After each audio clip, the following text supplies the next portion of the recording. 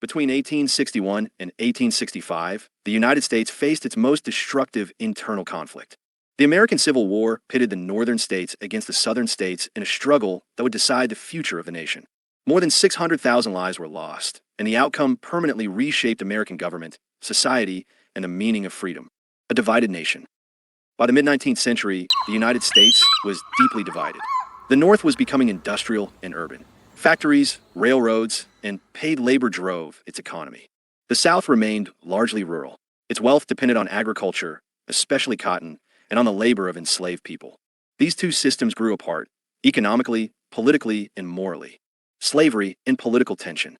At the center of the conflict was slavery. Northern states increasingly opposed its expansion into new territories. Southern leaders viewed this opposition as a threat to their economy and way of life. The debate was not only about slavery itself, but about power. Who had the right to decide? The federal government or individual states? The breaking point. In 1860, Abraham Lincoln was elected president. Although he did not call for immediate abolition, he firmly opposed the spread of slavery. Southern states responded by leaving the Union. 11 states eventually formed the Confederate States of America. For the first time, the idea of a single united nation was openly challenged. The war begins. The conflict began on April 12, 1861, when Confederate forces fired on Fort Sumter in South Carolina. Soon, both sides mobilized. The Union fought to preserve the nation. The Confederacy fought for independence and control over its own institutions. What many expected to be a short war quickly became long and brutal. Major battles and turning points. Thousands of battles followed. Some of the most significant included Shiloh, Antietam, Vicksburg, and Gettysburg. The Battle of Gettysburg, fought in 1863, marked a turning point. After that moment, the Confederacy struggled to regain momentum. A war redefined. In 1863, President Lincoln issued the Emancipation Proclamation. This action declared freedom for enslaved people in Confederate-held territory. From that point on, the war was no longer only about preserving the Union.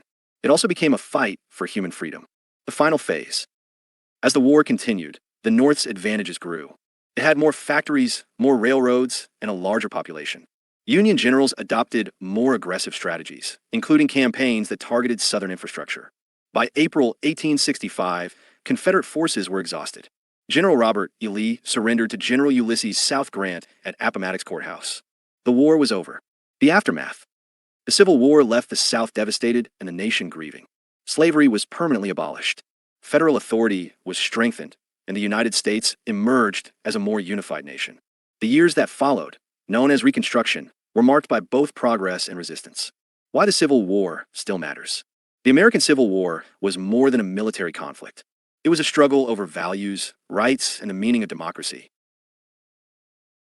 Its consequences continue to influence American society, politics, and debates about equality to this